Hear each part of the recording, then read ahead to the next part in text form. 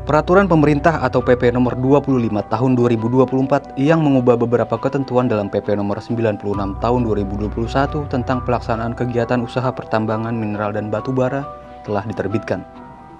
Tak hanya untuk memberikan kepastian investasi subsektor pertambangan dan pelaksanaan program hilirisasi nasional, regulasi ini juga memberikan ruang bagi organisasi kemasyarakatan atau ormas keagamaan untuk mengelola tambang. Ihwal yang oleh beberapa kalangan menuai kritik. Lalu, seperti apa sebenarnya sisi konstruktif kebijakan yang sayangnya tak sedikit menuai kritik ini? Pinter Politik berkesempatan mendengar langsung dari staf khusus Menteri Investasi dan Kepala BKPM, Rizal Calvary.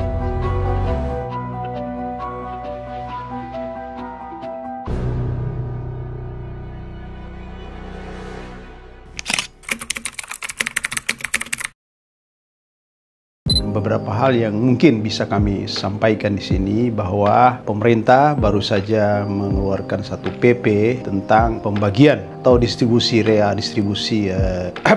aset atau lahan-lahan yang bisa dikembangkan untuk ormas-ormas keagamaan yang tanda kutip yang memang dianggap kompeten, layak dan bisa mengelola aset-aset ini nanti. Jadi ada hal yang perlu kami sampaikan bahwa bangsa ini sudah merdeka sekitar hampir 80 tahun lah. Sebelum bangsa ini merdeka, kita tahu bahwa peran dari ormas keagamaan ini sangat penting sekali, sangat strategis sekali.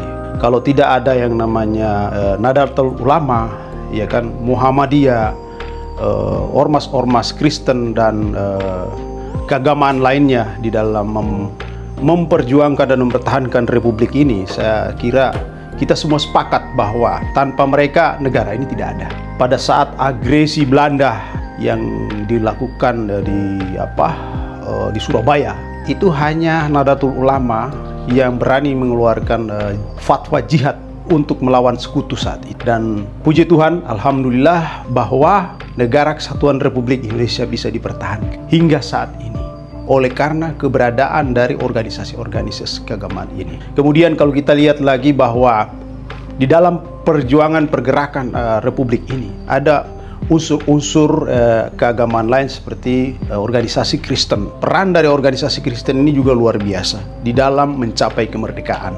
Kita melihat munculnya pahlawan-pahlawan nasional. Ada Sam Ratulangi dari Manado. Ada TB Simatupang.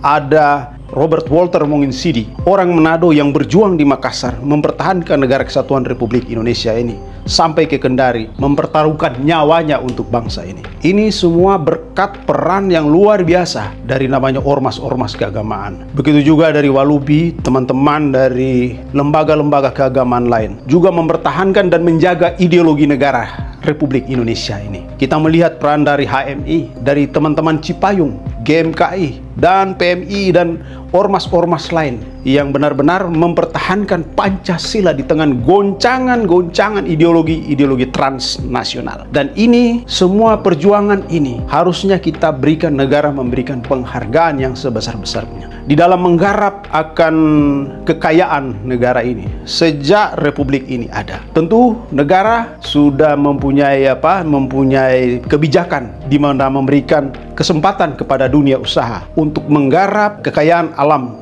kita. Dan kita melihat bahwa perekonomian kita semakin lama semakin tumbuh. Indonesia adalah salah satu dari negara-negara anggota G20 di mana kita mempunyai kekayaan 20 besar terbesar dunia. Kemudian kita melihat lagi bahwa Indonesia adalah negara yang terbesar perekonomiannya di Asia Tenggara. Ini adalah kesempatan yang besar. Tetapi kita melihat juga bahwa di tengah pertumbuhan ekonomi kita, di tengah besarnya kue ekonomi kita ini, masih banyak saudara-saudara kita, bangsa-bangsa kita yang belum diberikan kesempatan untuk mencicipi dan merasakan hasil pembangunan ini. Dan lagi ingin saya katakan bahwa peran dari ormas-ormas keagamaan ini sangat besar sekali. Misalnya NU ini mempunyai pesantren-pesantren, mempunyai lembaga-lembaga pendidikan yang mengurus begitu banyak pesantren-pesantren seluruh Indonesia. Begitu juga dengan Muhammadiyah, apalagi juga dengan organisasi Kristen. Peran mereka di dalam memberikan kesempatan pendidikan kepada seluruh rakyat Indonesia ini sangat besar sekali. Nah, itu saatnya, itu sebabnya menurut Pancasila, sila kelima, keadilan sosial bagi seluruh rakyat Indonesia, itu sudah saatnya kita resapi sama-sama. Kemudian di dalam pasal 33 Undang-Undang Dasar 45, di situ dikatakan bumi, air, dan kekayaan alam yang terkandung di dalamnya dikuasai oleh negara dan digunakan untuk sebesar-besarnya kemakmuran rakyat. Itu sebabnya kebijakan ini menurut saya sudah sangat tepat sekali. Pemerintahan Pak Jokowi kemudian melalui Menteri Investasi Bapak Bahlil Lahadalia melihat sudah saatnya kita memberikan penghargaan terhadap lembaga-lembaga keagamaan yang punya peran serta di dalam membangun bangsa ini, di dalam mengejar akan kemerdekaan, merebut kemerdekaan, dan mengisi kemerdekaan ini. Kita merdeka sudah hampir 80 tahun. Saatnya kita membalikan seluruh peran dari organisasi-organisasi keagamaan ini, di mana mereka ini adalah representasi dari umat, representasi dari seluruh rakyat Indonesia.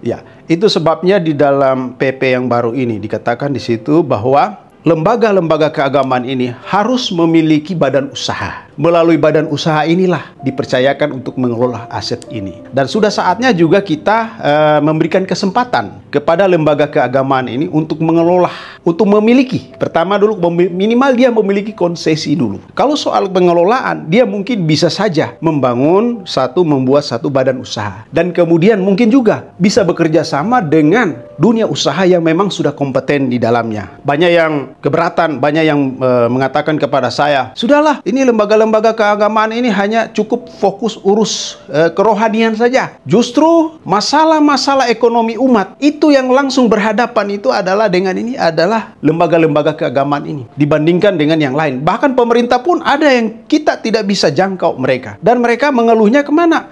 Ke gereja, ke masjid, ke NU, ke Muhammadiyah. Bahkan ketika ada bencana alam, lembaga-lembaga keagamaan ini yang duluan dan berada di sana. Ketika konflik horizontal di Poso, di Ambon, yang berada di garis terdepan di dalam merajut kembali akan impian perdamaian itu, siapa? Lembaga-lembaga keagamaan ini. Ada NU, ada Muhammadiyah, ada Persatuan Gereja, ada KWI, dan lain-lain. Itu sebabnya lembaga-lembaga keagamaan ini perlu diperhatikan oleh negara. Penting sekali mereka tidak lagi hanya kita memberikan ikannya, tetapi saatnya kita memberikan kailnya supaya mereka bisa memancing, iya kan? Kalau kita lihat ada di Gereja Kristen Swedia, itu gereja ini mengelola begitu banyak portofolio investasi di berbagai perusahaan. Begitu juga di gereja Katolik dan lain-lain. Itu hal yang lumrah. Dan kalau kita tidak beri kesempatan sekarang, kapan lagi? Bahkan kalau kita lihat Muhammadiyah itu punya badan usaha mereka. Bahkan kalau kita lihat asetnya jauh lebih besar, bisa lebih kaya daripada mungkin orang-orang terkaya di Republik ini, Muhammadiyah. Jadi kita tidak boleh a priori terhadap mereka. Mereka ini mampu. Saya barusan satu panggung dengan Pak Muhair ya, dari Muhammadiyah. Beliau memaparkan bagaimana entrepreneurship dari Muhammadiyah ini sudah sophisticated, luar biasa. Saya yakin bahwa kalau mereka akan diberikan kepercayaan lagi lebih banyak oleh negara ini untuk mengelola kekayaan alam yang kita miliki ini, pasti mereka akan bisa berbuat yang terbaik. Lagi pula kan Dinda, saya ilustrasikan, tidak ada orang naik sepeda itu langsung jadi pembalap sepeda. Kan juga ini teman-teman dulu yang pengusaha-pengusaha besar ini yang sekarang bermain di batu bara dan sumber daya alam lain dulu. Apakah mereka langsung besar? Enggak kan? Mereka harus buat proposal dulu, harus buat proposal ke investor di luar, mencari investor, mencari tenaga-tenaga terlatih dan lain-lain. Sehingga ini mereka soliditkan dan kemudian mereka membuat satu perusahaan dan mengembangkan usaha dibantu oleh para profesional-profesional.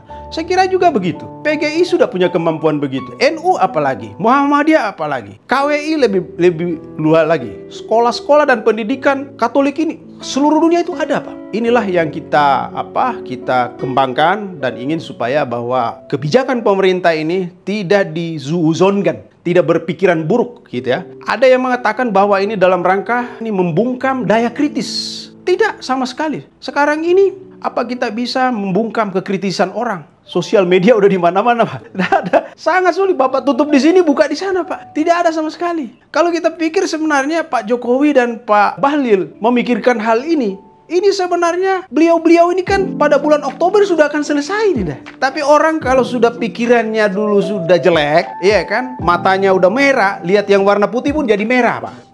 Jadi saran saya, ikuti saja apa kata pemerintah. Bahwa ada masukan, iya. Tapi kami tidak akan mundur. Kami akan bergerak terus. Karena kami diperintah oleh Undang-Undang Dasar 45. Kalau kami tidak melakukan ini, tidak menjalankan perintah ini, kami salah. Kami dipilih oleh rakyat, Pak Jokowi dipilih oleh rakyat untuk bisa mendistribusikan kekayaan alam negara ini sesuai perintah konstitusi dan perintah ideologi negara, yaitu Pancasila.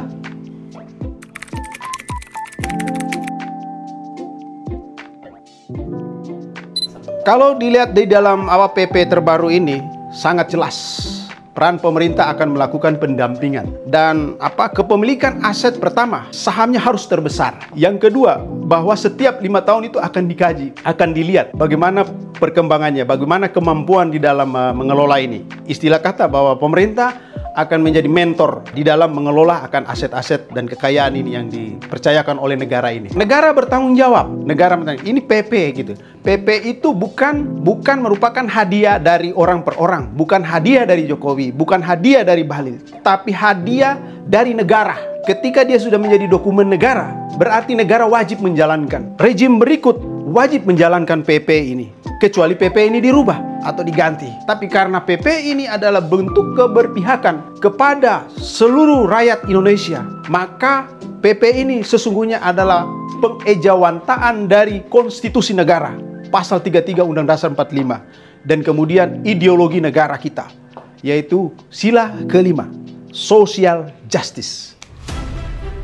Dengan sisi positif dan esensi penting di baliknya, peningkatan kesejahteraan masyarakat melalui penawaran pengelolaan wilayah izin usaha pertambangan khusus atau WIUPK secara prioritas kepada badan usaha yang dimiliki oleh ormas keagamaan diharapkan dapat terimplementasi dengan baik.